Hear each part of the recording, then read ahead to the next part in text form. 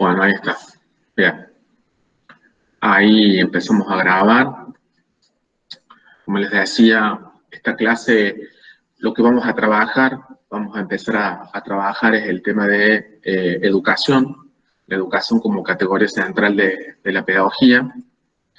Y,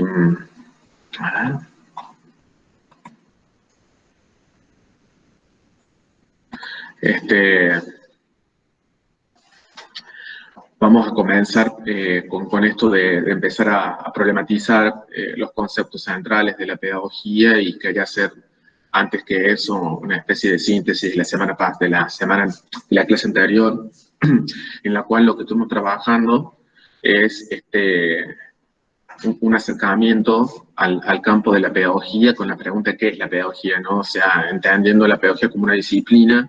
Estuvimos viendo cómo se la entendió en distintos momentos de la historia, la relación que tuvo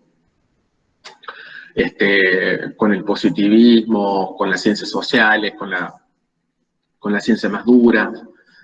El periodo de la pedagogía pasó a ser una técnica. La pedagogía en chiquito, cuando hablamos de la pedagogía que se ocupa de las problemáticas de la enseñanza y el aprendizaje en el aula, decimos en chiquito o en minúscula, digamos, sí, o sea, una pedagogía que se preocupa, o en todo caso se dedica a estudiar el proceso educativo en una microescala. En cambio, optamos por una definición de la pedagogía como un proyecto, una praxis. Dijimos que era justamente un proyecto que tiene una faz teórica y una faz práctica o de intervención, que el objeto, o en todo caso su categoría principal y más teórica, es la educación, entendida en un sentido amplio, ¿sí? Y no ligado directamente a la escuela, sino que rebasa la idea de que la educación solamente es propiedad de la escuela. También vimos que la pedagogía construyó tres categorías fundamentales, que son como dijimos, educación, formación e intervención. Que la intervención es justamente ahí está esta idea del proyecto, ¿sí? Que se configura la configuración de un proyecto para modificar las prácticas, pero que la idea justamente de la formación es que es un proceso indeterminado, ¿sí? O que no se puede determinar completamente. Eso es fundamental para entender que los procesos formativos no son procesos que se puedan calcular, anticipar, regular, y que bueno, ¿no? Que la intervención sería como la faz más práctica, donde se ponen en juego esos proyectos de formación para transformar la realidad, y que hablamos también de que hay una relación dialéctica entre estas tres categorías, ¿sí? Entre educación, formación e intervención. Es decir, no están puestas en una escalera, sino que solamente lo hacemos para una cuestión de estudiarlas, pero que hay como una especie de relación en un mismo plano y que digamos, dialéctica, es decir, interacción entre las tres, sí, permanentemente, porque la pedagogía, digamos, lo que intenta es justamente transformar, mejorar las prácticas educativas a partir de todo un proceso de estudio de la educación, ¿sí? Bueno, más o menos eso, el posicionamiento que asumimos lo recuperamos de Julia Silver. Tiene que ver con la pedagogía más de corte crítico, no con una pedagogía más ligada a las visiones instrumentales, sino bien ligada a una pedagogía que lo que intenta es transformar lo social, que transformar el mundo, ¿no?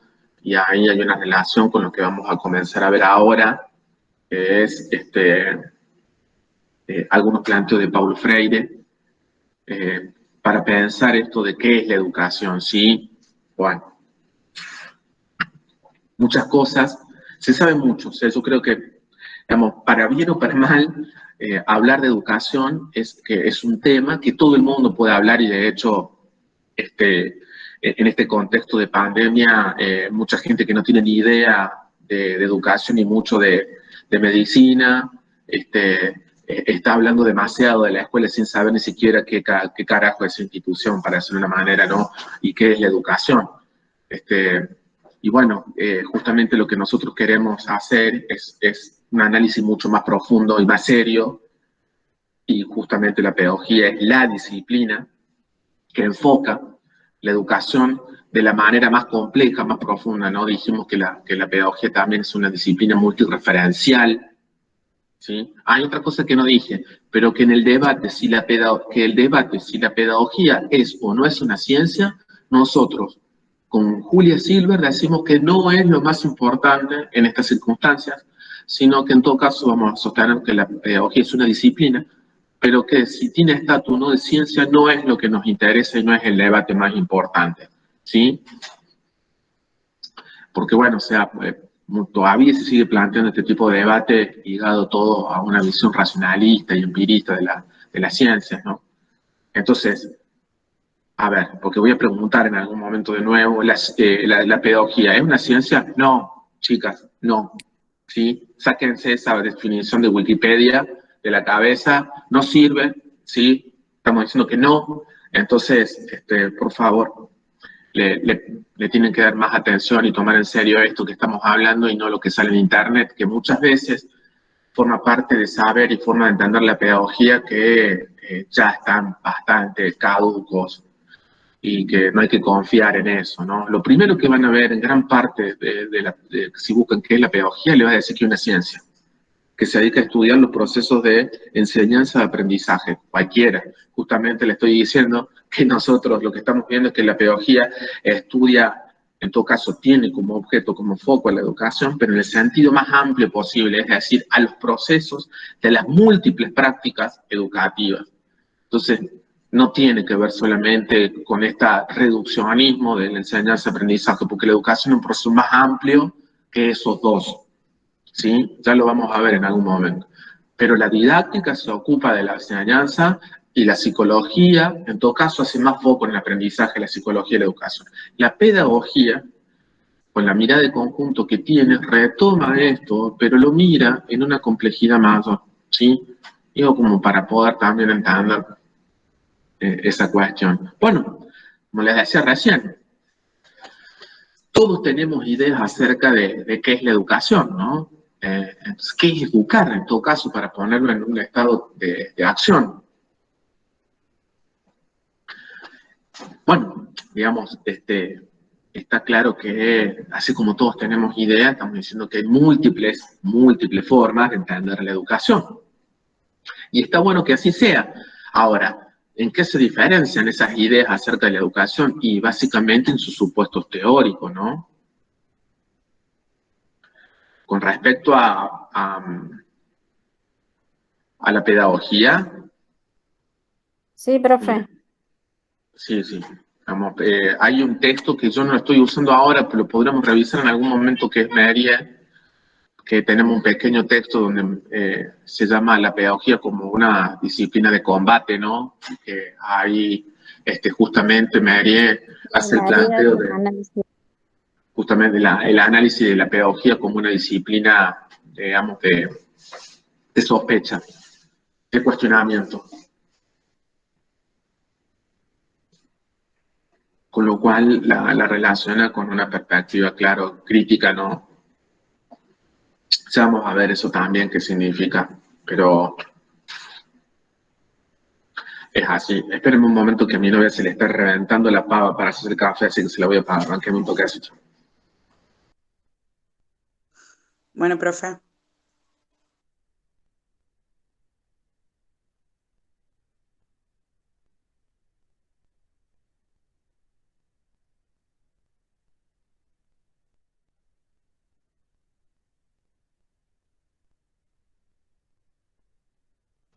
Ahora sí, salió este video, pero bueno, no importa. Son cosas de domésticas, digamos. Bueno, pero bien el aporte. Ahí, justamente, fíjense cómo Freire, Mériès y Julia Silver coinciden, ¿no? En estas cuestiones de cómo ver la pedagogía. Volvamos a educación.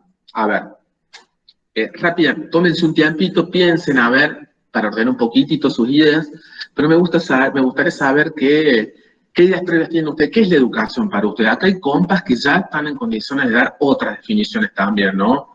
Así que partamos de esto, partamos de poder hacer una pequeña intro a partir de sus ideas. A ver, tómense un tiempito y seguimos. A ver, ¿qué les parece?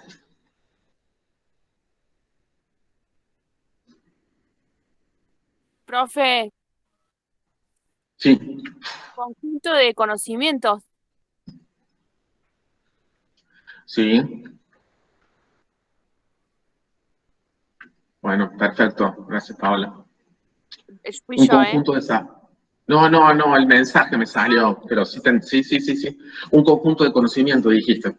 Bueno, Sí. a ver, ¿qué Un más? área de intervención también, profe. Sí,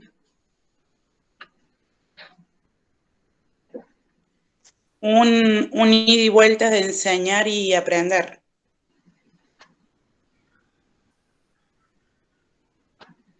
bien.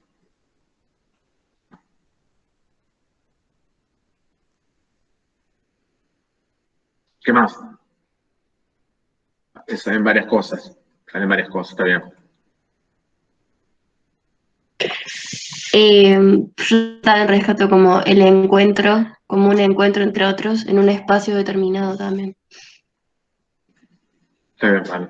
Bien. Bueno, ahí hay un varieté que es como un árbol, o sea, hay muchas cosas que tendríamos que ver cómo hacemos para ver si son compatibles para poder, digamos, aunarlas en una sola definición o, bueno, digamos, empezamos a hacer como varias, ¿no? Pero lo que está claro es que muchas veces, digamos, lo que digo tiene que ver con un foco en una de las dimensiones, ¿no? Entonces, por eso digo esto de poder armar el rompecabezas. Bueno, a ver, dijeron área de intervención, dijeron transmisión, a ver, que está acá en el chat, hablaron también de transmisión de conocimientos y cultura, dijeron también que era, ahí está, bueno, formación, transmisión de ética, bueno, un espacio de encuentro, dijo una compañera también. Bueno, proceso de enseñanza y aprendizaje, porque ese guión ya no se usa hace mucho, eso después lo tienen que ver, pero digamos, por lo menos no se usa el guión, porque tiene todo un significado, ¿no? Es enseñanza y aprendizaje. En todo caso, la I es una conjunción que tiene posibilidad de dos cosas, o sea, la unión o no, ¿sí? Entonces, como está estableciendo una relación la I, está bueno, porque hay relación, pero no hay causalidad, no hay una relación causal. Lo que quiero decir es que enseñar, o en todo caso, que si yo enseño se aprende, ¿no? O sea, hay que romper con con esa idea, ¿no? Por eso son dos procesos diferentes, ¿no? Bueno, ahí empiezan a aparecer algunas ideas freudianas también de lo que plantea Freire acerca de esta idea de la situación educativa, ¿no? Bueno, a ver, vamos a ordenar un poco la cuestión para el rompecabezas, ¿no? Pero podremos empezar diciendo entonces que hablar de la educación es hablar de una práctica social. Es decir, estamos diciendo todas estas cosas que están diciendo ustedes, dan la idea de que la educación es una práctica social que históricamente ha variado en sus significados, ¿sí? Y es decir, en sus alcances también. Entonces, uno puede partir de ahí a entender que la educación ha estado presente a lo largo de toda la existencia humana, porque justamente, como dice Freire, la educación es una especificidad nuestra, ¿sí? Es decir, los animales, por ahora, no tienen estos procesos de formación que tenemos los seres humanos, las y los seres humanos, ¿no? Entonces hay una diferencia, pero aparte de esto, o sea, la educación ha estado presente siempre, y eso quiere decir que no es que la educación surgió con la escuela, nada que ver, la educación está muchísimo, justamente, como en algún momento dijeron ustedes, ¿no? Cuando los grupos humanos, digamos, los grupos humanos empezaron a ver la necesidad de transmitir lo que iban aprendiendo, aparece ahí el proceso educativo. Con lo cual, como dijeron algunas compañeras, se trata de esa transmisión de conocimientos, valores, saberes, ¿sí? Que han sido o que están, que se han acumulado. Entonces, eso es importante, ¿no? Pero bueno, lo que estamos diciendo es por qué pasó eso. Pasó eso en un momento dado cuando las nuevas generaciones, digamos, que iban llegando, tenían que aprender lo que los adultos y las adultas habían aprendido y acumulado. Entonces, la educación nace como una necesidad de, justamente, transmitir las cuestiones acumuladas. ¿Siempre fue así? Bueno, no. Eso ha variado también, ¿no? Digamos, y no estamos tratando de hacer, me parece, una comparación o una jerarquía de cuáles procesos educativos son mejores que otros, ¿no? Lo que estamos diciendo es, cuando se empiezan a complejizar las sociedades, empiezan a requerir prácticas educativas más complejas también. En ese devenir, que estamos hablando de miles de años, es donde la escuela, a partir de la modernidad, se va a constituir como la institución casi exclusiva, la más importante, de la práctica educativa, pero no la única. Y no siempre fue así. Eso se dio justamente en un momento en donde la organización de política económica del mundo hizo que los sistemas educativos formaran parte de los estados nacionales, ¿no? Pero no fueron las únicas prácticas educativas. O sea, uno puede hacer un trazado de que, bueno, o sea, por ejemplo, un pueblo originario como los incas tuvieron un sistema educativo muy complejo, dado que tenían un nivel de desarrollo cultural, un nivel cultural y científico muy avanzado. Entonces también tenían formas avanzadas y complejas de las prácticas educativas. Porque, bueno, o sea, se sabe ver siempre que, bueno, las comunidades originarias tenían procesos educativos que se aprendían en la práctica misma de la vida social. Y no en todas era así, ¿no? Digamos, tampoco está mal, eso es normal. Hacer mujer y varón, o hacer alguien, digamos, para no ponerlo, encasillarlo en una cuestión binaria, se aprende en las tareas y la convivencia cotidiana en una familia. Es lo mismo, o sea, estamos hablando de socialización, ¿sí? En la parte de la educación, cuando hablamos siempre de transmitir lo acumulado, estamos hablando de socialización, ¿sí? O sea, hay una parte de la práctica educativa que tiene que ver con la socialización, que es la transmisión a las jóvenes generaciones de todos los saberes acumulados. Profe, ¿Sí? yo ahí agregaría también que tiene una intencionalidad formativa. Porque en Bien. esto de la transmisión se seleccionan algunos contenidos que son históricamente, digamos, en un momento y que se deciden transmitir. Por eso tiene una cierta intención. No sé si me explico. Sí, sí se entiende, no llegamos todavía, pero está bien. Bien. Siempre alguien, porque eso ya es más moderno, esa definición está bien, pero me parece que está bien lo que decía, o sea, no está mal. Me parece que eso es muy ligado a la escuela aparte, ¿no? Pero ya vamos a llegar, pero está bien, digamos, está bien.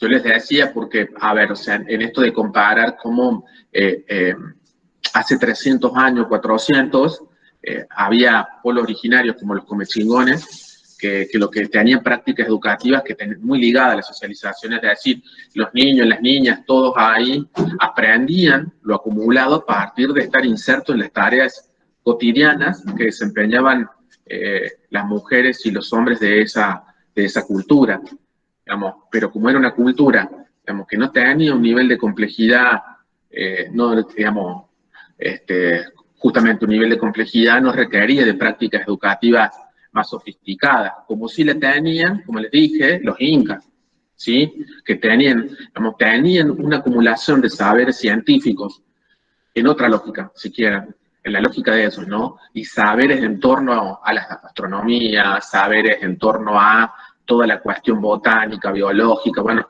que necesitaban justamente otro tipo de escuela, y para eso estaban los amautas y la formación, pero por supuesto no quiere decir que toda la gente en esa sociedad accedía a esos saberes más elaborados, no, eso estaba destinado para aquellos que después iban a ser quienes llevaban adelante la conducción de estas sociedades, ¿no? pero ya era compleja. Digo esto también para despejar de que los pueblos originarios eran primitivos.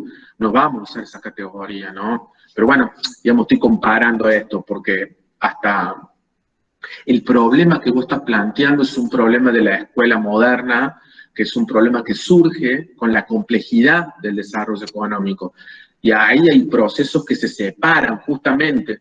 En Occidente también se separa lo que es la vida cotidiana de la escuela. Por eso ahí hay una ruptura con todo lo que se hace cotidianamente en determinado lugar. La escuela aparece como una institución de encierro. Y como institución de encierro, ese encierro implica una ruptura con la temporalidad de la afuera. Ahí empezamos a hablar en esto que vos decías, ¿no? Ahora, está muy bien que, digamos, que hayas aportado esto de que la educación como práctica social es una acción intencional. Sí, sí. Toda práctica educativa es intencional. ¿Por qué? Bueno, porque dijimos que justamente la educación la educación entendida como un proceso de transformación de sujetos, nunca puede darse en la neutralidad. ¿Sí?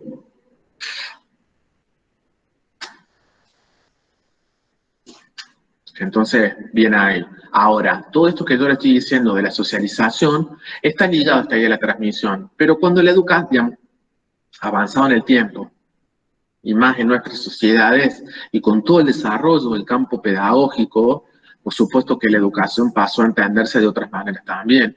Y uno de los debates que aportó muchísimo fue que justamente que la educación no tenía que ver solamente con transmitir lo acumulado, sino que había no solamente que transmitirlo, sino que también recrearlo y también posibilitar a los niños, las niñas, los jóvenes, las jóvenes, de que crearan, instituyeran nuevos saberes.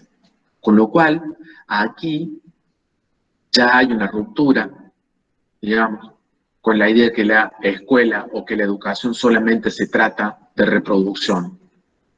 La educación también es una práctica educativa que de alguna manera niega, trastoca, altera, transforma el pasado que se quiere transmitir.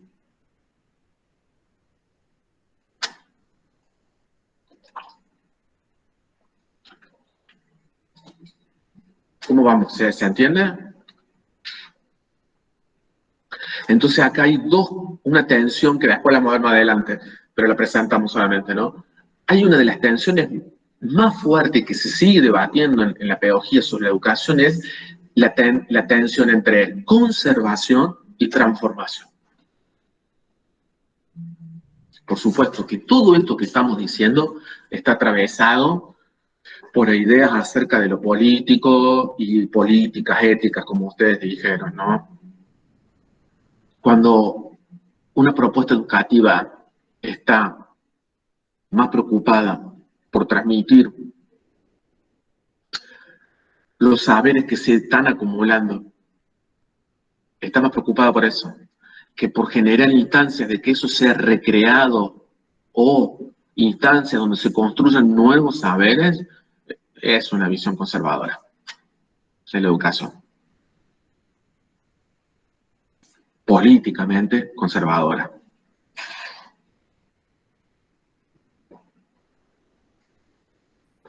Entonces, bueno, ¿no? Ahí es en esto de dónde viene, bueno, la educación entonces, como dijimos, como práctica social históricamente construida,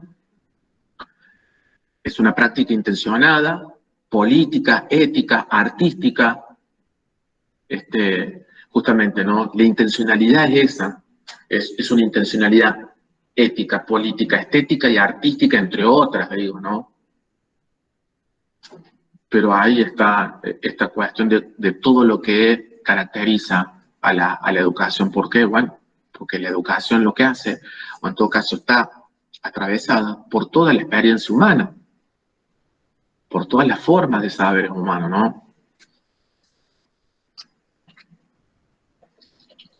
Cuando recién decías que que no se enseña todo, sino que se hace una selección, eso remarca aún más el componente político de la educación, porque tal cual así, la pregunta que nos debemos hacer es quiénes deciden qué es lo importante, ¿sí?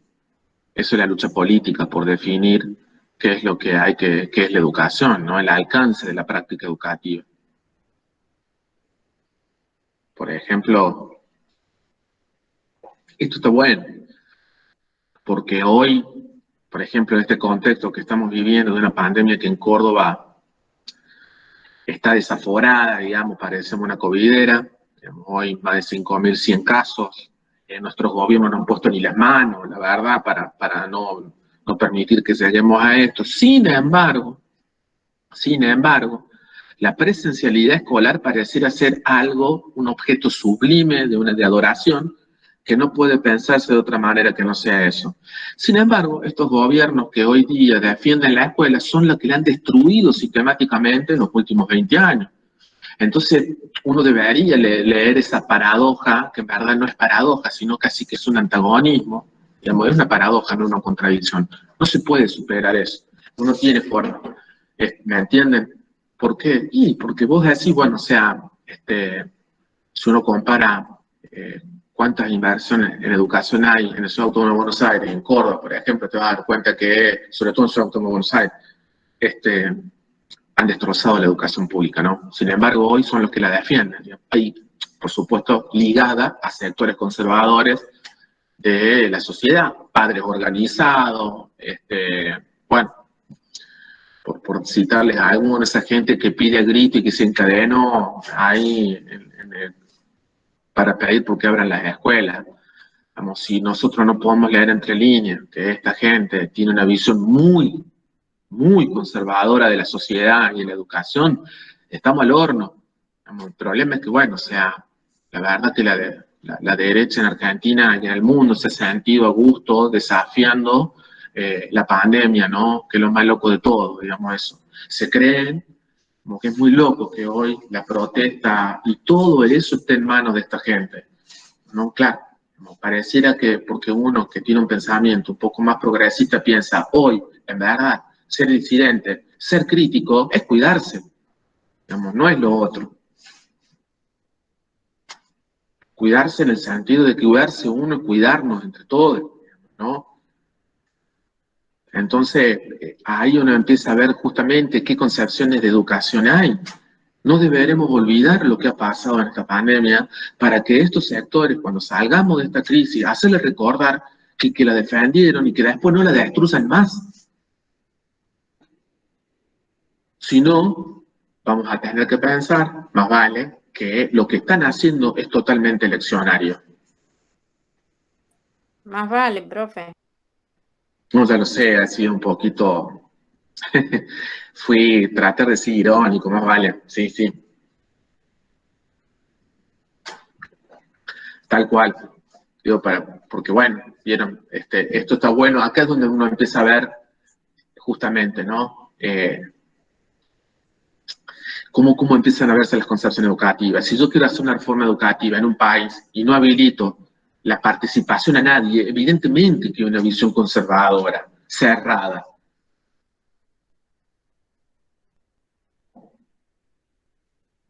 Porque no estoy diciendo aparte, porque no es una reforma democrática en ese sentido, ¿no? Bueno, la mayoría de las reformas son casi inconsultas, digamos.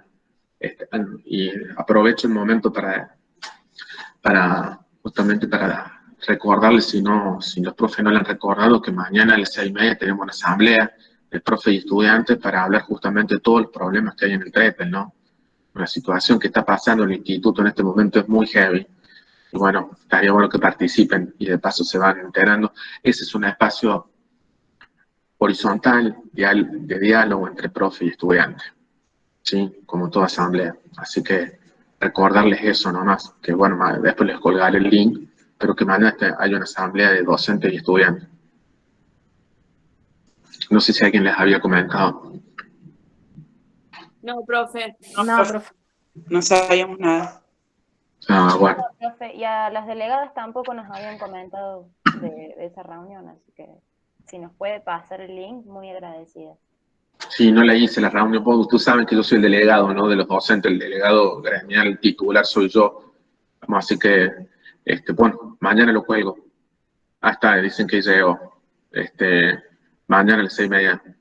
Bueno, ya saben, entonces, y ya les pasarán hay que ver eso, porque también hay que ver si somos muchos, tiene que ser a través de una aplicación o de una plataforma que permita a mucha gente, digamos, no todas lo permitan.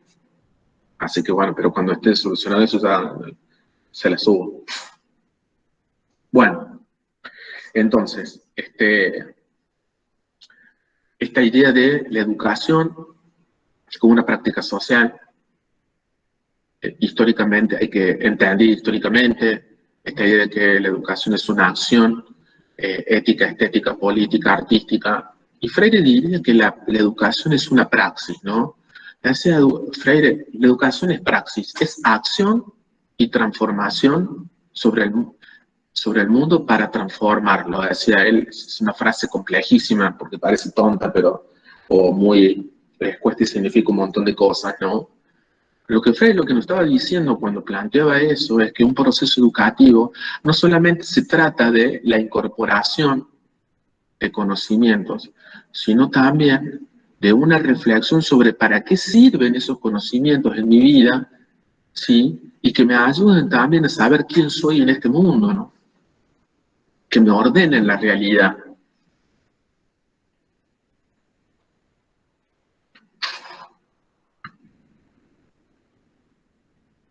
Entonces, bueno, ahí ya vamos avanzando sobre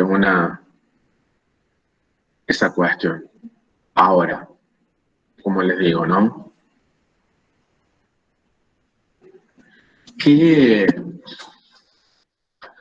cualquier práctica social es una práctica educativa. Una pregunta, bueno, no.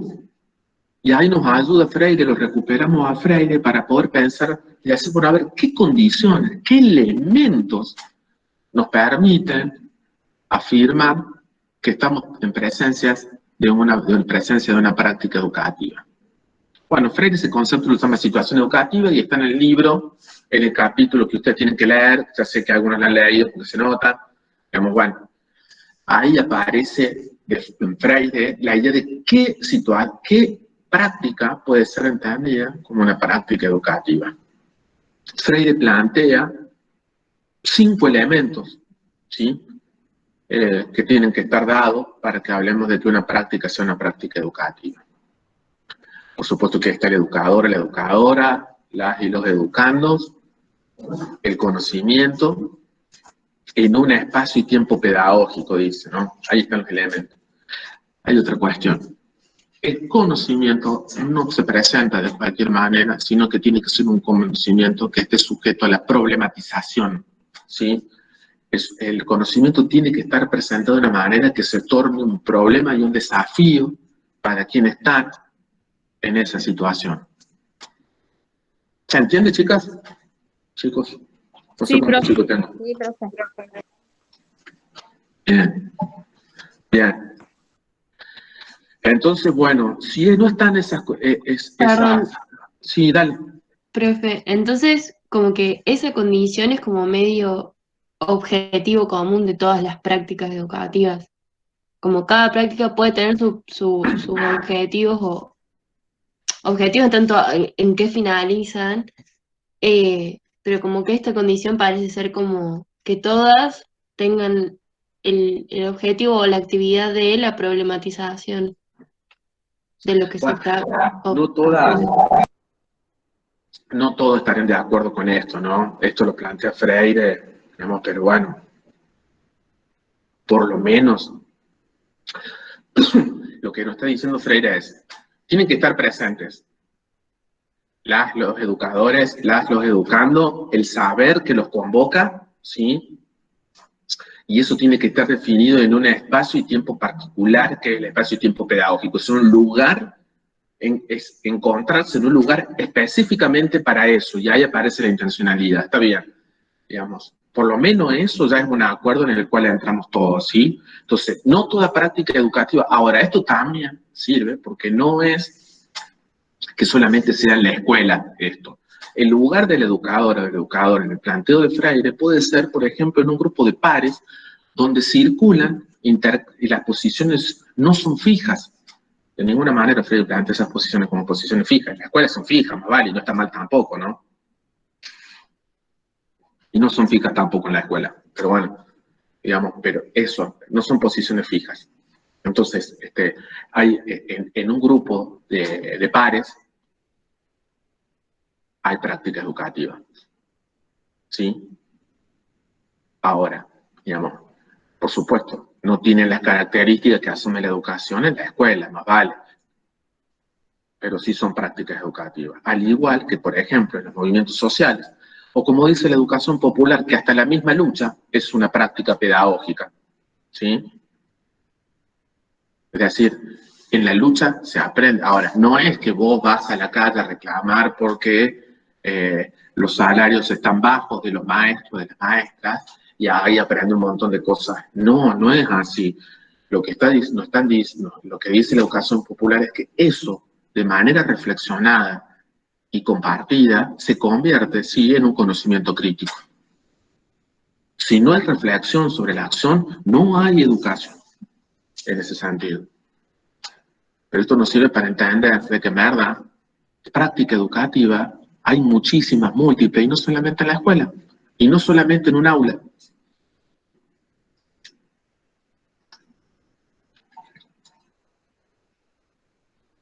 Freire en ese texto. ¿Quiénes lo leyeron? A ver, quiero saber si alguien lo leyó.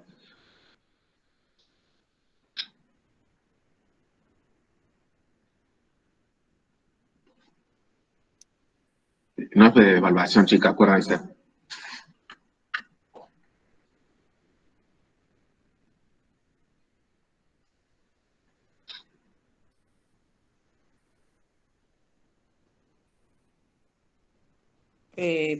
Profe, yo creo No que hay sí, problema, no sé. que lo hemos leído, no sé si completo, pero la mayoría hemos leído el texto de Freire. Yo lo que resalté, bueno, de la clase anterior también con respecto a Freire, que decía que la pedagogía es pregunta. Es más que una respuesta a lo que usted nos explicaba en la clase anterior. Sí, sí, porque eso habla de la problematización justamente, ¿no? Eso les dije recién, que el saber a construir se plantea como un desafío, ¿no? Y no como un depósito, como decía Freire en Pedagogía del Oprimido, como hace la escuela tradicional, que no le, digamos, que lo que hace es inculcar saber en la cabeza de los chicos y de las chicas, ¿no? Justamente por eso les decía que se presenta el saber de una forma desafiante, es decir, que sea del interés de los pibes y de las pibas. Claro. Y que es Pero ahí constante, Freire, sobre todo. sí, es tal cual, digamos, ¿no? Es una forma de entender la práctica educativa como un perfil, o sea, que define una forma de hacer educación.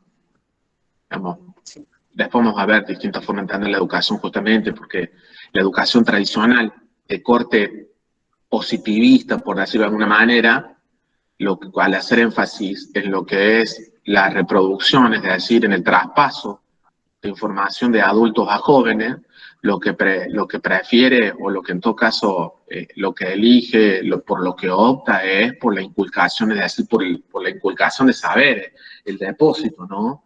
Entonces Sí. es una visión reproductora de la educación.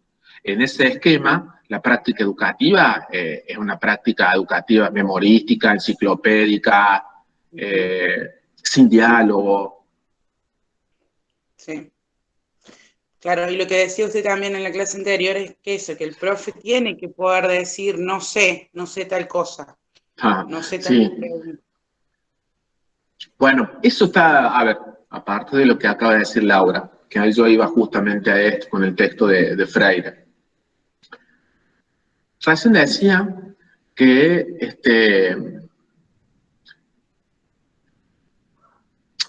yo hacía énfasis en que no toda práctica educativa, digamos que no toda práctica es una práctica educativa, tiene que haber una intencionalidad, y hablábamos un poco de eso. En ese texto Freire también plantea, digamos, esta idea de que la ignorancia, es decir, cuando uno se da cuenta que no sabe todo, que no sabe, ahí empieza el momento en que justamente quiere aprender y quiere educarse, ¿no? La educación, una de las condiciones que plantea Freire justamente para la educabilidad, el reconocimiento de que somos incompletos. Y eso es un principio filosófico, ¿sí? De por qué es posible la educación en la humanidad. Porque nosotros somos somos la especie que tenemos o que podemos llegar a la toma de conciencia de que somos incompletos. Somos seres inacabados hasta que nos morimos, ¿sí? Y entonces Freire ahí va a plantear que la educación, ¿sí? La educación, en términos de adquisición de saber es posible a partir de la conciencia del inacabamiento o de la incompletud.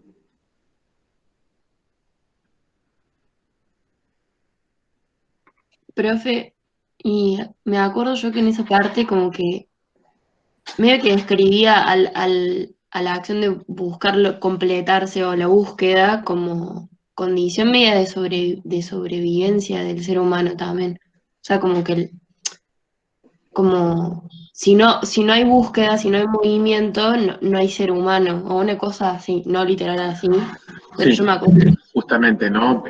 La búsqueda, como somos seres de la búsqueda, decía Freire, y la búsqueda es posible a partir de la conciencia del inacabamiento. Sin conciencia del inacabamiento no hay proyección de búsqueda, eso es lo que decía, ¿no?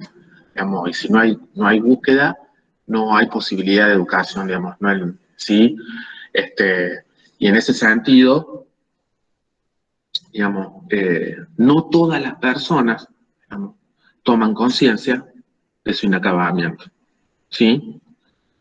Muchas personas adultas creen que, bueno, o sea, que que a determinada edad ya no se puede aprender porque uno ya es viejo, vieja, o eso es para otra edad, se le pasó el tren, dirían, ¿no? Eso se escucha mucho. ¿Qué voy a estudiar ahora que ya soy vieja, no me da la cabeza? Todo eso es justamente lo que Freire dice de que no, digamos, ahí no hay una conciencia justamente del inacabamiento, ¿no? Digamos, no hay búsqueda. ¿Se puede vivir sin búsqueda? Totalmente. Gran parte de la gente del mundo vive sin la búsqueda, porque la búsqueda es un concepto muy profundo, digamos, ¿no? En términos de filosofía. Es una filosofía existencialista. Lo que nos está diciendo es que uno se descubre como sujeto cuando se da cuenta o se hace la pregunta de quién es. Y esa pregunta de quién soy es una pregunta inacabada. No se puede completar, no se termina nunca. Pero ahí también hay un supuesto de partida. Lo que nos está diciendo Freire es que nosotros no somos un ser definido de antemano o que tenemos una esencia que nos define. Nada que ver. Lo que nos está diciendo Freire es que justamente que así como yo, Manuel, digamos, que soy alguien particular y que no estoy inacabado, ustedes tampoco lo están y nunca lo van a estar. Quiere decir que no hay nada en mí esencial que me defina y que me diferencie de los demás. Profe, ahí Eso es, digamos, contra el posicionamiento más de las religiones que plantean que hay un alma, ¿me entienden? O sea, a eso me estoy refiriendo. Hay un pensamiento filosófico fuerte en Freire. Y ojo que Freire es un cristiano, ¿no? Ya lo dijimos también. No es que Freire es alguien que es un ateo, nada que ver. Freire se murió siendo representante de las iglesias, del movimiento mundial de iglesia, o sea. Sí, perdón.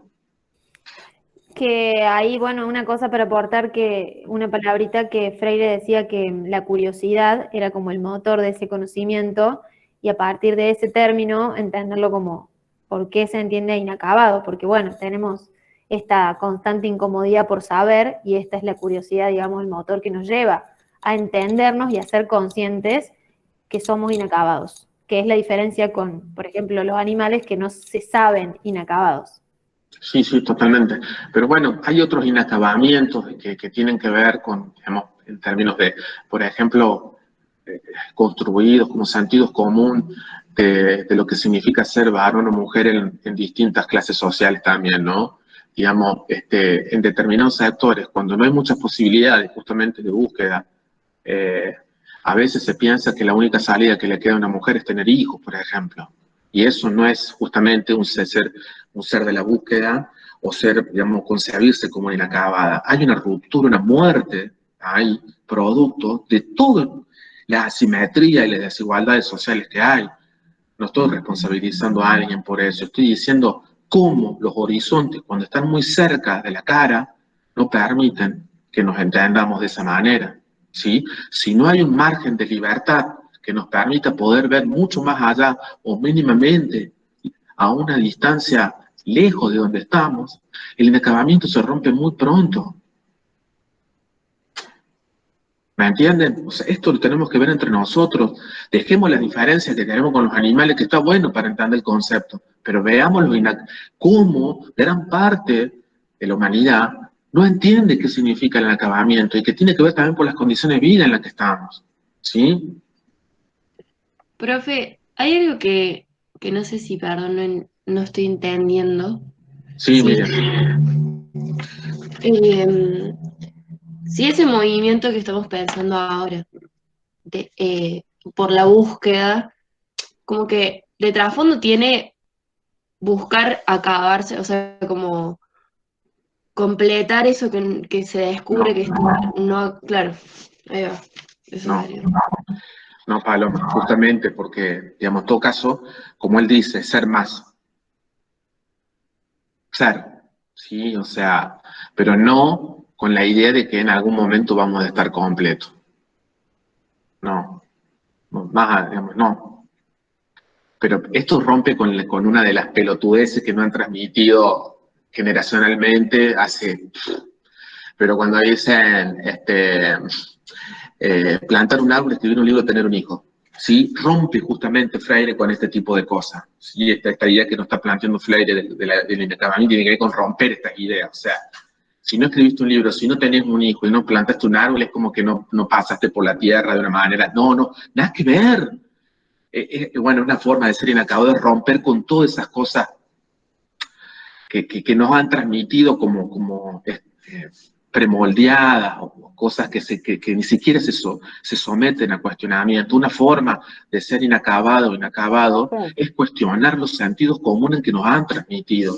Y eso es romper con esto que decimos de la educación como reproducción. Sí. No, quería aportar que para las más jovencitas, que esas clases de ideas son las que culturalmente traíamos de otros tiempos, pero hoy se puede reflexionar, se puede criticar, se puede volver a construir después de construir todos esos conceptos de estereotipos, Bueno, de cosas traídas de por otros supuesto, tiempos. estamos en un momento muy convulsionado, me parece a mí, y así como vos decías, hay muchísimas más posibilidades, porque hay movimientos sociales, movimientos de mujeres y un montón de cosas que han hecho que la sociedad sufra transformaciones importantes y valiosas, pero al mismo tiempo hay muchas fuerzas conservadoras que también están instaladas y que la pandemia le ha permitido salir a la luz y generar también un movimiento importante, ¿no? Digamos, hay un movimiento conservador a nivel mundial que es increíble cómo ha reflotado y que tiene visiones muy conservadoras y retrógradas, ¿no?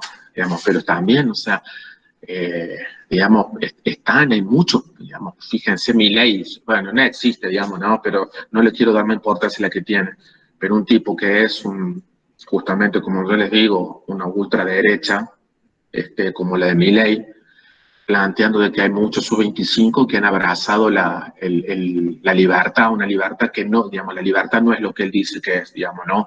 La libertad en todo caso es un concepto que está siempre en disputa, pero para él, aunque no lo diga, la libertad es la libertad de mercado, o sea, no es otra libertad, es la libertad individual, digamos. No es la libertad que plantea, por ejemplo, la pedagogía crítica, que es una libertad colectivizada, o como decía el anarquismo hace mucho tiempo, ¿no?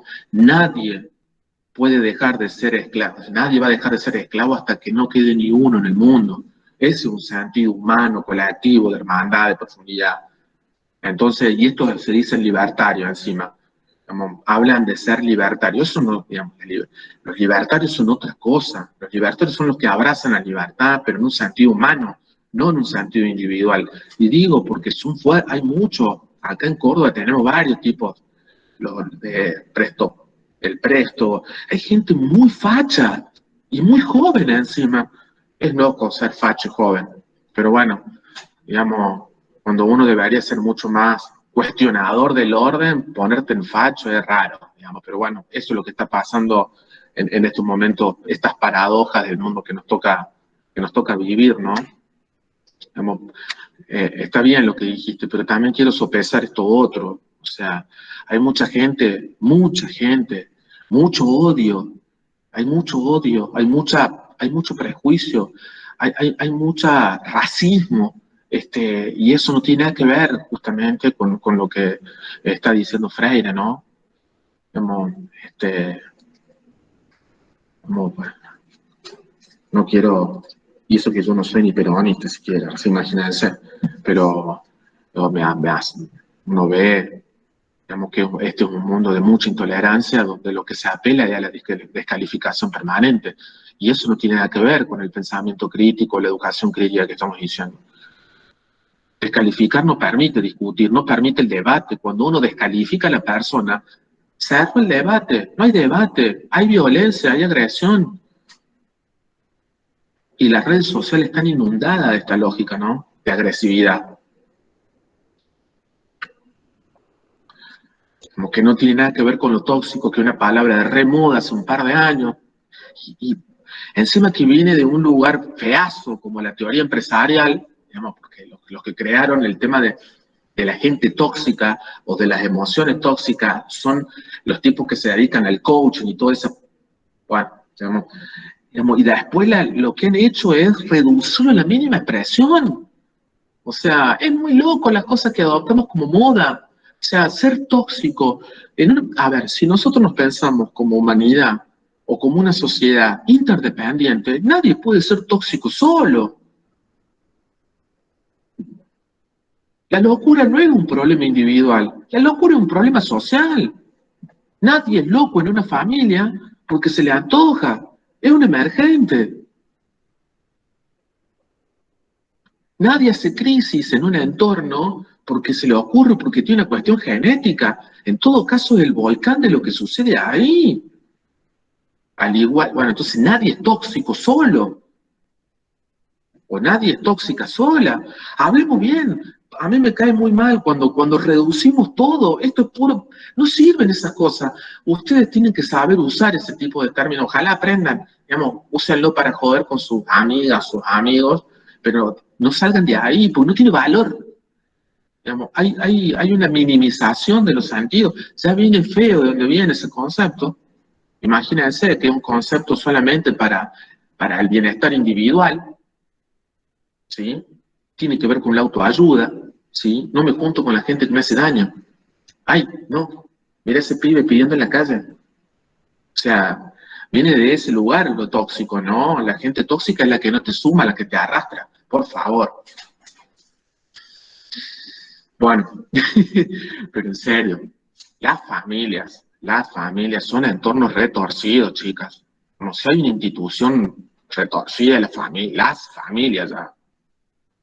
Nadie sale ilesa de esa, ¿eh? Nadie. Y eso es la diferencia con la escuela, donde hay un proyecto educativo, intencional, diagramado, pensado, proyectado. Los padres, las madres o los adultos, las adultas que están ahí criando a los más chicos, no hacen un proyecto de cómo educar a su hija. Les transfieren todo. Y pasa. Y entonces después empezás a ver, viste, esto es muy loco, porque cuando uno empieza a ser grande dice, yo no quiero ser como mi mamá, yo no quiero ser como mi papá, o yo no quiero ser como tal.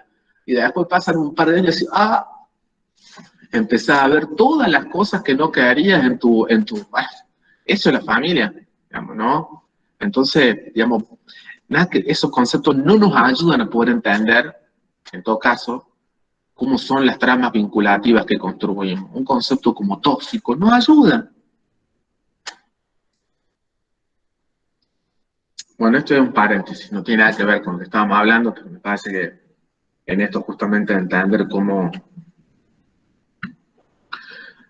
los problemas, en todo caso, son problemas sociales, son problemas colectivos, de interdependencia, ¿no? Y estoy hablando de también de la idea de cómo asumir el inacabamiento es el proceso, el inicio de la búsqueda. Está muy bien. Ahora, imagínense una nena, un nene de 3 años, cuando empieza a desarrollar mínimamente su lenguaje y empieza a preguntar qué hace la familia, lo corta, porque es hartante, empieza a preguntar todo. 4 años, empieza a preguntar todo. ¿Qué es esto? ¿Por qué esto? ¿Y por qué aquello? Cortala. Bueno, ese es un ejemplo de justamente cómo en la infancia empieza el tema de la curiosidad. Y cuando ingresa a la escuela, pobrecito, va a terminar de ser, digamos, apabullado por un montón de saberes que ni siquiera preguntó si los quería o no. ¿Sí? Entonces ahí es donde vemos cómo hay muchas prácticas educativas que terminan reventando, matando la curiosidad, matando la posibilidad de la búsqueda. ¿Sí? Pensemos lo que significa para un niño, una niña, ingresar a una escuela con todo un sistema normativo impuesto. Pensemos un niño y una niña que todo el tiempo en su casa le están diciendo que no toque, que no haga aquello, que no, que no, que no, que no, que no. Entonces no repitamos. Sí. Pero ese tipo de práctica educativa que estamos pensando no es la práctica educativa que piensa Freire, ¿o no? No, mamá. No. Freire está pensando en una práctica educativa que bueno, o sea, que están digamos, que se está constituyendo, pero que no es la escuela. Está claro, él es crítico, ¿no? Es muy crítico. Hay un libro de Freire que es Pedagogía del Oprimido, donde hace todo, digamos, uno puede ver ahí que tiene mucha, lo que viene de la década del 70 del siglo pasado. Pero Pedagogía del Oprimido marca justamente cómo la escuela, la educación bancaria, ¿no? Digamos, que él habla, que lo que hace es formar sujetos que son dóciles, diría él, ¿no? Y la escuela forma sujetos dóciles. En su gran, lo sigue haciendo. ¿Sí? O sea, no es que la escuela ha evolucionado, esa palabra no me gusta, perdón, que la escuela se transformó y ahora es una escuela que promueve la liberación de las pibas y las pibas, nada que ver. Está en tensión, ¿sí? Hay prácticas educativas que son muy interesantes y que le permiten a los pibes. Hay maestras y maestros que le permiten, o sea, que hacen un esfuerzo porque los pibes sean protagonistas. Sí, entonces, bueno, ahí creo yo que también está la esperanza, ¿no? Porque, bueno, en ese texto también Freire dice, no hay búsqueda que no sea esperanzada. Profe, Sí. ¿a qué podríamos atribuirle la transformación educativa? ¿A qué a qué le podemos echar la culpa, si se quiere, y por dónde buscar la solución de cambiar una escuela como la que tenemos a una transformada y que sea mucho más productiva para la sociedad? Y, bueno, yo no diría productiva, pero sí, en todo caso, que sea más democrática, por lo menos, ¿no? Un entorno mucho más humanizante. Creo que esa es la palabra que usa Freire para seguir en la sintonía freireana. Digamos, necesitamos una escuela que recupere, digamos, en su sentido más profundo la humanidad. ¿Sí? Pero la humanidad no la humanidad que nos muestra los gobernantes y gran parte de las clases que dirigen el mundo. La humanidad en un proyecto planetario, digamos, en relación con las otras especies y con respecto, por ejemplo, a este planeta. Otro proyecto de vida en este mundo, no en el que vivimos. Este proyecto que vivimos, o sea, esta idea del mundo que vivimos ya está agotada. O sea, somos una especie que está subido a un tren que se va a descarrilar tarde o temprano. Y la pandemia es parte de eso también.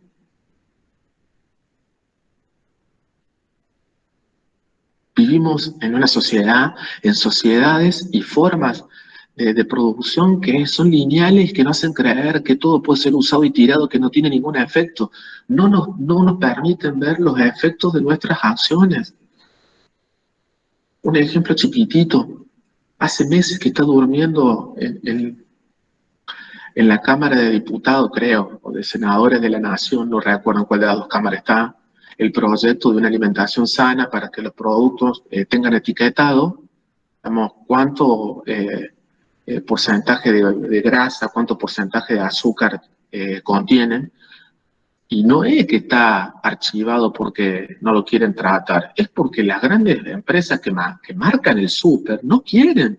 Y te puedo dar un par de marcas. Ledesma es una, Aceitera General Dehesa es otra. ¿Le suena?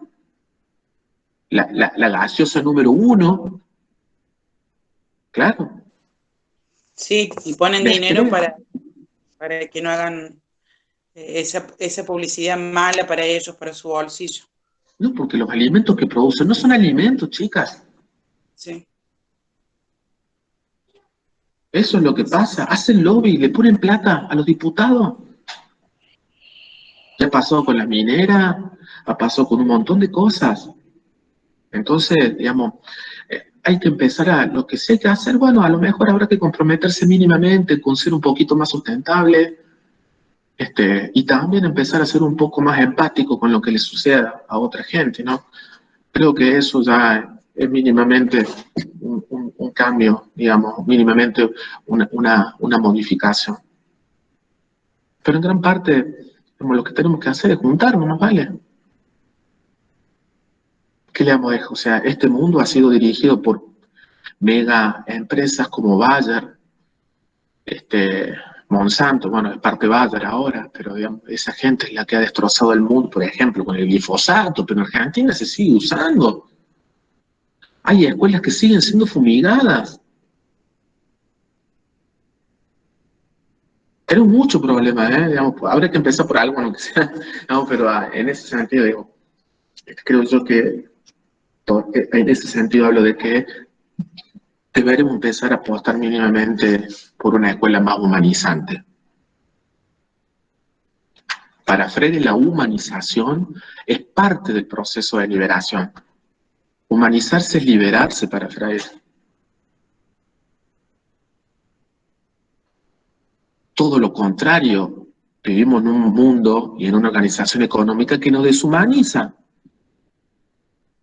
Porque solamente nos miran como piezas, como partes que pueden ser totalmente cambiables, desechables. Somos desechables.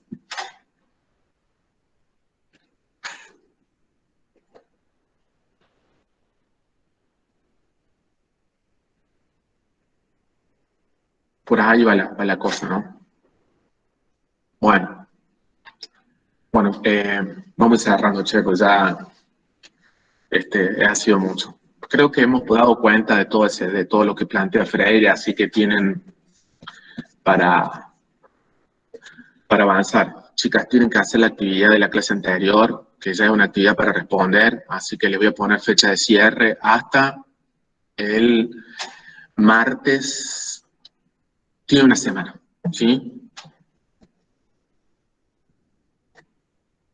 La actividad tiene que ver con lo que vimos en la clase anterior, no con esta. Así que por eso. ¿Se entiende? Sí, profe, sería es el foro de qué es ser docente, esa actividad. No, eso es práctica. Eso es práctica docente. Bien, porque Cambia el chip, se me confunden las dos. Estoy perdida con esto. No sé si es el foro. Sí, todos los años pasa. Lo que pasa es que soy el mismo profe, pero bueno, no, o sea, ahora soy profe de pedagogía. ¿Y cuál es la actividad de pedagogía? ¿Están noticias?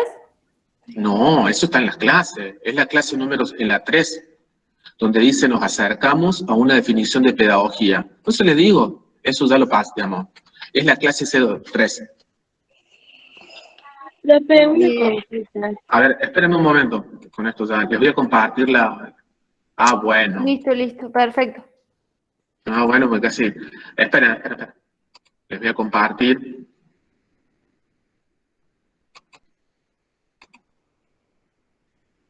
Permitir. Díganme si están viendo la clase que les estoy hablando. Sí, profe, se ve. Yo lo veo. Esa es. Bueno, esa es la que tienen que hacer. Una semana tienen, ¿sí? Así que de acá al martes que viene, o sea, yo le voy a poner fecha de cierre. Ahora sí le voy a poner fecha de cierre. Y la fecha de cierre es el martes que viene, 23:59. Exactamente.